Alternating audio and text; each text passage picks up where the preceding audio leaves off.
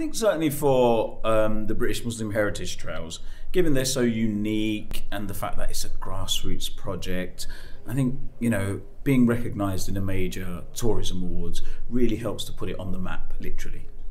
So essentially you turn up and you can go to any one of several sites, including the mosque itself and the local history centre, pick up the free maps, and then essentially it's a self-guided trail that you follow all by yourself in your own time. And the first one takes you between the three major sites, the mosque, the cemetery and the military cemetery. And then there's a more intimate one where it actually takes you around the graves of several famous Muslims within the Brookwood Cemetery. Yeah.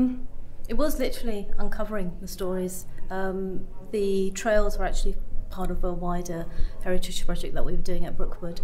And Tharik and I were both project managers on that. And Tharik was at the Brookwood Cemetery just looking around because it was near the mosque. And he rang me up and said, "Oh, did you know so-and-so was buried here? And did you know who's this person?" I was like, "No." Because did you know this person wrote the first translation of the Quran in English, and Zaha Hadid is here, and I was like, "Oh." And then we sort of brought it into the project, and we're like, what do we do with this? You know, how can we make it more accessible to not just the Muslim community but the wider community in Woking, especially because we knew that there was this kind of like this barrier, an invisible barrier between the two communities, and we knew from working with the Lightbox Museum that there was a real desire for the two communities to merge and to learn about each other, but they just didn't know how. And we thought the trails would be perfect because they're self-directed. You just pick up a map from the mosques, the Lightbox Museum or Surrey History Centre, or you can download it from the website and anyone can go. And it also makes the stop at the mosque a lot easier because it's part of the trail, so you don't have to sort of think, well, how do I visit a mosque if you're not Muslim? You know, do I need to book an appointment? But because it's on the trail, you just turn up and there's always somebody there who's happy, like they would have been if you weren't on the trail, just happy to guide you around. So it was always that intention to bring those two communities together, and obviously uncovering that history was amazing.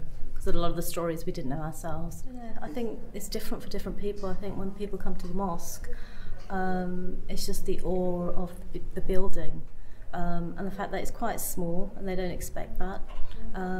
But the fact that it's welcoming and it's really accessible, which they didn't expect it to be. Peace Gardens as well, because of the fact that they commemorate the fallen British Muslim soldiers, and the fact that the history behind why they had to be moved is an uncomfortable one, but the Peace Garden sort of says, you know, we've moved past that now, and it's somewhere where you can just go and sit quietly and pay your respects. And again, it's open to anybody who'd like to go there.